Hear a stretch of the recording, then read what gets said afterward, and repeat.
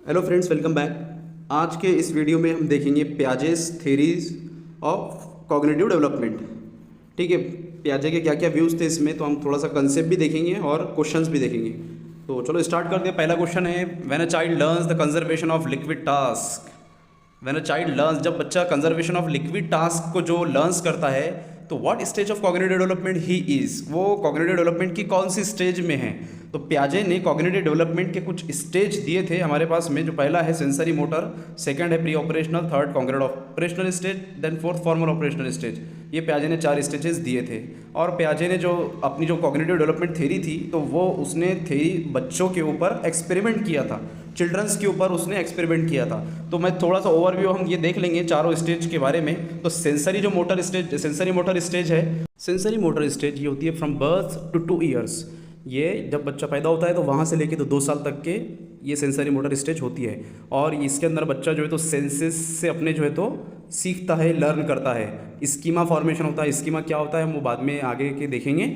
और इसमें reflex action होता है, इंटीमेट बिहेवियर होता है। ठीक है, तो ये सारी चीज़ें सेंसरी मोटर स्टेज में होती है। उसके बाद है प्री ऑपरेशनल स्टेज।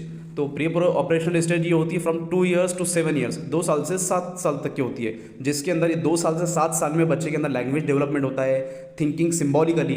ठीक है, वो इमेज के जरिए जो है तो माइंड में इमेज क्रिएट होती है और सोचता है। और ये स्टेज को, प्री ऑपरेशनल स्टेज को ही ईगोसेंट्रिक स्टेज भी कहा जाता है। और इसके अंदर एनिमिज्म भी होता है। ये सारी चीज़ें प्री ऑपरेशनल स्टेज के अंदर आती है। ठीक है, ये 2 साल से 7 साल तक की होती है। उसके बाद में बात करेंगे कॉन्क्रीट ऑपरेशनल की। तो ये होती है 7 साल से 11 साल तक ये होती है। ठीक है, और ये कॉन्क्रीट ऑपरेशनल के अंदर अब यहाँ पर 7 से 11 साल की उम्र के बीच में जो बच्चा है वो लॉजिकल थिंकिंग शुरू हो जाती है। उसकी लॉजिकल मेंटल थिंकिंग वाला जो ऑपरेशन है वो शुरू हो जाता है। देन क्लासिफिकेशन और कंजर्वेशन। ठीक है, तो ये सारी चीज़ें कॉन्क्रीट ऑपरेशनल स्टेज में आती है, क्लासिफिकेशन और कंजर्वेशन। देन है फॉर्मल ऑपरेशनल। फॉर्मल ऑपरेशनल जो है तो 12 ईयर्स टू अप टू, हम आगे तक के बोल सकते हैं इसको, अडल्टहुड तक के बोल सकते हैं हम इसको, 12 साल से अबव। ठीक है, तो ये है फॉर्मल ऑपरेशनल स्टेज। और फॉर्मल ऑपरेशनल स्टेज के अंदर हाइपोथेटिकल डिडक्टिव थिंकिंग होती है बच्चे की। ठीक है, 12 साल के ऊपर का बच्चा। हाइपोथेटिकल डिडक्टिव मीन्स हम यहाँ पर इसको आसान भाषा में बोलेंगे कि साइंटिफिक थिंकिंग रखता है बच्चा 12 साल की उम्र में। ठीक है, 12 एंड अबव ईयर्स। देन यही स्टेज के अंदर डाइवर्जेंट थिंकिंग भी होती है। ओके, और बच्चा क्रिएटिव भी होता है फॉर्मल ऑपरेशन स्टेज के अंदर। 12 साल के 12 एंड अबव ईयर्स के अंदर क्रिएटिव बच्चा जो है तो क्रिएटिव थिंकिंग का है। तो ये क्वेश्चन का आंसर क्या हो जाएगा फिर? कंजर्वेशन ऑफ लिक्विड जो है तो कंजर्वेशन ये आएगा कॉन्क्रीट ऑपरेशनल के अंदर। ठीक है, तो इसका जो राइट ऑप्शन रहेगा वो ये रहेगा, कॉन्क्रीट ऑपरेशनल स्टेज। अब हम नेक्स्ट क्वेश्चन देखते हैं। अकॉर्डिंग टू पियाजे, the child is unable to see other point of view. He or she only talk about what he or she wants to, the child is involved इन।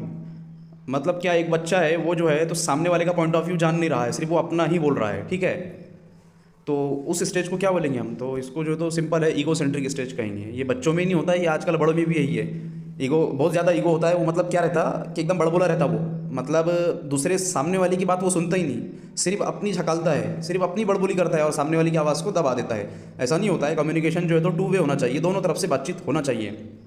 तो खैर, ये जो पियाजे ने जैसा बताया था, तो वो जो चाइल्ड होता है वो दूसरे के पॉइंट ऑफ व्यू को नहीं समझ सकता, नहीं देखता, तो वो स्टेज को हम ईगो सेंट्रिक स्पीच कहेंगे।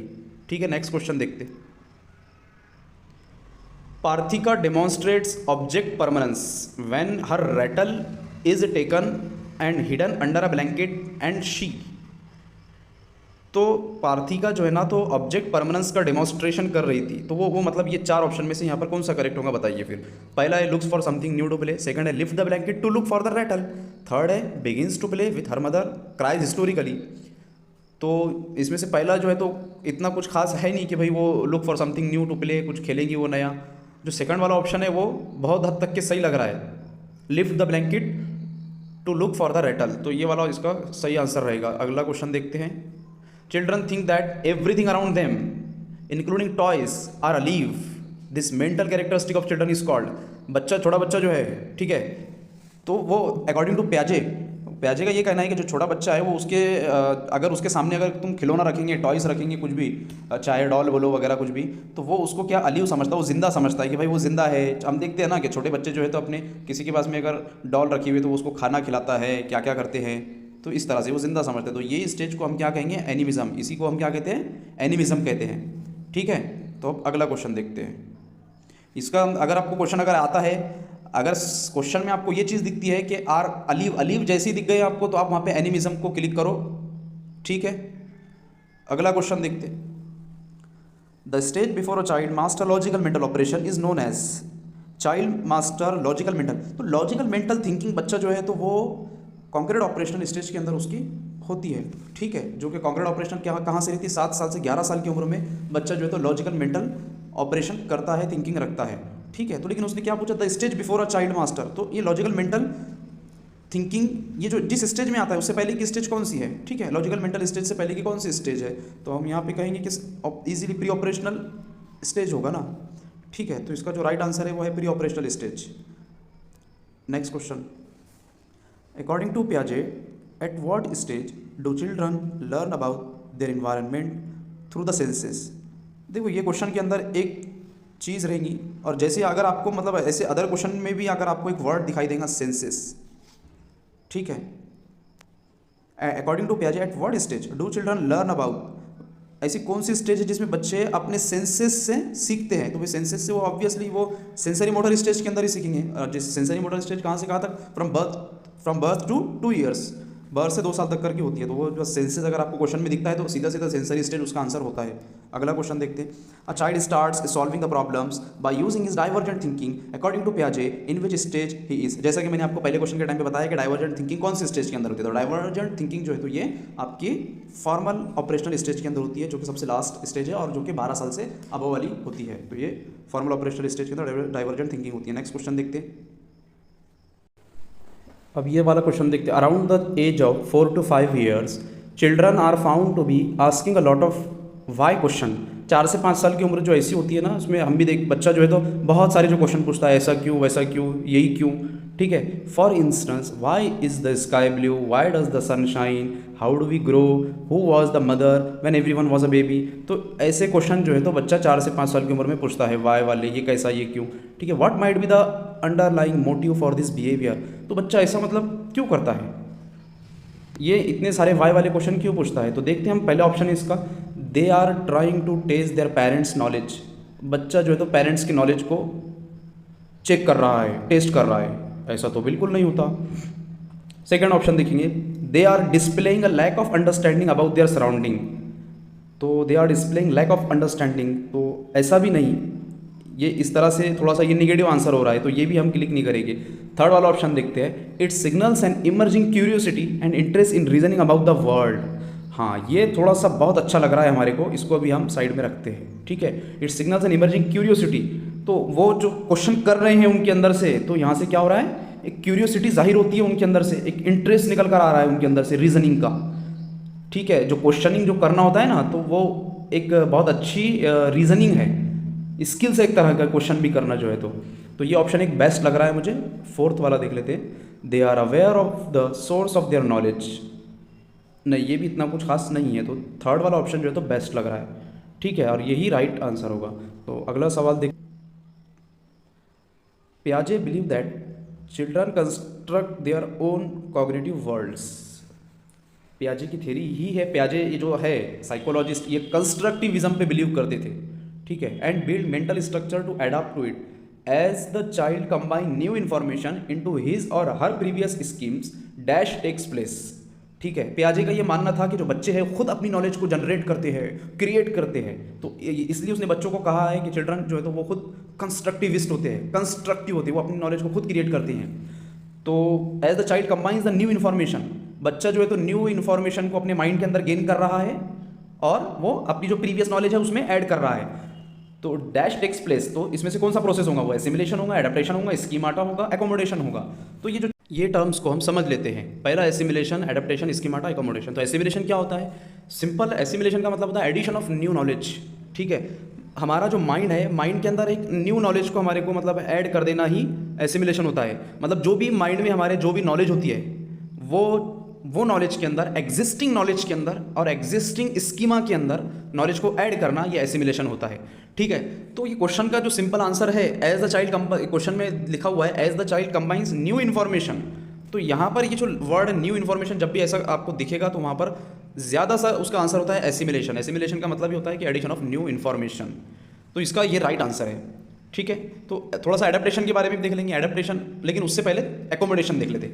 एकोमोडेशन क्या होता है कि न्यू एक्सपीरियंस या ये न्यू नॉलेज, ठीक है, जो हमारा प्रीवियस नॉलेज होता है हमारे माइंड के अंदर, तो उसमें वो नॉलेज को अल्टर करना। ठीक है, तो अकोमोडेशन वो होता है, मतलब changing the knowledge, changing the previous knowledge by the new knowledge, तो ये होता है अकोमोडेशन। ठीक है, अल्टरिंग द एग्जिस्टिंग स्कीमा, जो भी हमारे स्कीमा के अंदर जो पुरानी आइडियाज़ होती है, पुरानी नॉलेज होती है, उसको अल्टर करना, उसको बदलना, उसको चेंज करना बाय द न्यू इन्फॉर्मेशन और बाय द न्यू नॉलेज, नई इन्फॉर्मेशन से। ठीक है, तो हम है अकोमोडेशन। ठीक है, अब इसके बाद में ये स्कीमा क्या होता है वो देख लेंगे। स्कीमा एक सिंपल, इसको हम ऐसा समझेंगे कि एक तरह का स्टोर रूम जो होता है ना, स्टोर रूम के अंदर हम क्या करते हैं, सामान जो एक्स्ट्रा का जो भी पड़ा हुआ रहता है वो वहाँ पे रख देते हैं। तो स्कीमा एक तरह का बिल्डिंग ब्लॉक है, या जैसे हमारा माइंड, ये माइंड जो है तो हमारा एक स्टोर रूम के जैसा काम करता है कि इसके अंदर नॉलेज जो है तो स्टोर होती है, जो भी नई इन्फॉर्मेशन आती है वो माइंड के अंदर हमारे सेव होती, जमा होती है, तो उसी को हम स्कीमा कहेंगे। एडेप्टेशन क्या होता है, मतलब जो भी कुछ हम नया नॉलेज ले रहे हैं उससे कुछ हम सीख रहे हैं, ठीक है, और अपने अंदर एक चेंज आता है। और चेंज कैसा, एकदम अचानक से तो चेंज नहीं आएगा, एक ग्रेजुअल लेवल, मतलब स्लोली हमारे अंदर एक चेंज आता है। ठीक है, तो यहाँ पर क्या हो रहा है, एक तो एसिमिलेशन, देखो दो चीज़ें हैं। एक एसिमिलेशन नॉलेज के अंदर अगर हम एडेप्टेशन की बात करेंगे तो एक एग्जांपल के जरिए मैं आपको बताता हूँ। फॉर एग्जांपल, अगर कोई एक पर्सन है, वो एक प्लेस पे रह रहा है, कोई एक जगह पे रह रहा है, लेकिन वही जो पर्सन है वो पहली जगह पे तो रह रहा था, वहाँ का वो इन्वायरमेंट सूट कर लिया था उसने, बहुत अच्छे से रह रहा था, लेकिन अचानक से क्या हुआ, उसने अपना जगह चेंज करना था, वो कोई दूसरे प्लेस पे रहना चाहता था। तो वहाँ पर अब दूसरे प्लेस पर अगर हम जाते हैं तो वहाँ पे हमारा दिल लगता है, नहीं लगता है, इतनी जल्दी हम वहाँ पर का जो इन्वायरमेंट होता है वो सूट नहीं होता है। लेकिन जैसे ही वो इन्वायरमेंट सूट हो जाता है, मतलब वो वहाँ का जो दूसरे प्लेस के इन्वायरमेंट में अगर आप सूट कर जाते हैं, वो इन्वायरमेंट को घुल मिल जाते हैं वहाँ पर, तो हम उसको एडेप्टेबिलिटी बोलेंगे और इसी को एडेप्टेशन कहेंगे। ठीक है, तो ये होता है एडेप्टेशन। अगला क्वेश्चन देखते हैं। ये वाले क्वेश्चन का आंसर एसिमिलेशन है, मैंने पहले बता दिया था आपको। अगला क्वेश्चन है, अकॉर्डिंग टू पियाजे theory which of the following influences cognitive development. ठीक है, इसमें से कौन सा, ये चार चीज़ें बताई गई है, इसमें से कौन सा कॉग्निटिव डेवलपमेंट के अंदर आता है। ठीक है, बता, इसमें से पहला है सोशल एक्सपीरियंसेस, सेकंड है बायोलॉजिकल मैच्योरेशन, थर्ड है लैंग्वेज, डी एक्टिविटी, ई इक्विलिब्रेशन। तो पियाजे ने लैंग्वेज के ऊपर जोर नहीं दिया था, सबसे पहली बात। यहाँ पर एक सी जो दिख रहा है ना आपको, लैंग्वेज, तो पियाजे ने लैंग्वेज के ऊपर जोर नहीं दिया है। लैंग्वेज की बात जो करा है वो वाइगोट्स्की ने कहा था कि बच्चे लैंग्वेज से सीखते हैं करके, लैंग्वेज सुनकर इन्वायरमेंट के अंदर रहते हैं करके। तो यहाँ पर लैंग्वेज जिसमें भी है, ऑप्शन सी जिसमें भी होगा वो हमारा नहीं आंसर होगा। ठीक है, ऑप्शन सी वाला देखो कहाँ पर सी है, वो नहीं होगा हमारा आंसर। तो पहले में सी है, ये नहीं है, थर्ड वाले में सी है, ये नहीं है, इसमें भी सी है, ये नहीं है। तो the right option is this, B D E, biological maturation. ठीक है ना, पियाजे ने कहा था बायोलॉजिकल मतलब हेरिडिटी और इन्वायरमेंट का बहुत असर पड़ता है करके बच्चे पर। ठीक है, तो ये बायोलॉजिकल मैच्योरेशन के अंदर ये आ जाता है, हेरिडिटी एंड इन्वायरमेंट। तो पियाजे ने ये कहा था, ये बात सही है। दूसरा है बच्चा एक्टिविटी से सीखता है करके, तो ये भी पियाजे ने बोला था। और इक्विलिब्रेशन जो है तो ये भी पियाजे के थ्योरी में आता है, वो एसिमिलेशन, अकोमोडेशन, इक्विलिब्रेशन, ये वहाँ से आता है। तो ये क्वेश्चन देखते हैं अब। Criticisms of the Piaget's cognitive development theory are: A. Cognitive abilities of young children are underestimated. B. The cognitive abilities of older students are overestimated. C. It does not consider the influence of culture upon cognitive development. तो देखो इसमें A है, पहला है young children की बात कर रहा है। पियाजे ने जो बात किया है वो सिर्फ छोटे छोटे बच्चों की बात किया है, 2 साल से 12 साल के बीच के बच्चों की, है ना, वो उसकी सेंसरी स्टेज आती है, उसमें pre operational, concrete operation, formal operational, तो बहुत छोटे बच्चों की बात किया है उसने। तो जो पहला ड्रॉबैक्स बताया था किसी साइकोलॉजिस्ट ने, तो उसका वो ये बताया था, किसी साइकोलॉजिस्ट ने उसका जो क्रिटिसिज्म किया था वो इस बात पर किया था कि सिर्फ इसने छोटे बच्चों पर ही फोकस करा। तो ए इसका पहला क्रिटिसिज्म है। B, the cognitive abilities of older student are over estimated. जो यहाँ पे पहले मैंने आपको बता दिया कि इसने छोटे बच्चों की बात किया, तो ओल्डर स्टूडेंट ये आएगा ही नहीं। और यहाँ पर ऑब्वियसली उसने ओवर एस्टिमेटेड किया है, कुछ ध्यान नहीं दिया है वहाँ पर भी। तो ये भी किसी साइकोलॉजिस्ट ने ये भी एक क्रिटिसिज्म इसका बताया है। ठीक है, अब सी वाला देखते हैं। It does not consider the influence of culture, तो कल्चर की बात इसने नहीं किया है। ठीक है, तो इसलिए ये भी एक इसका क्रिटिसिज्म बताया है किसने, किसी साइकोलॉजिस्ट ने बताया था। तो स्टूडेंट ये थे आज के कुछ क्वेश्चंस। ठीक है, उम्मीद करते हैं कि तुम्हारे कुछ समझ में आए होंगे। ठीक है, कमेंट्स करके बताइए कैसा वीडियो लगा है। ओके, और वीडियो को शेयर कीजिए, चैनल को सब्सक्राइब कीजिए। फिर मिलेंगे नेक्स्ट वीडियो में।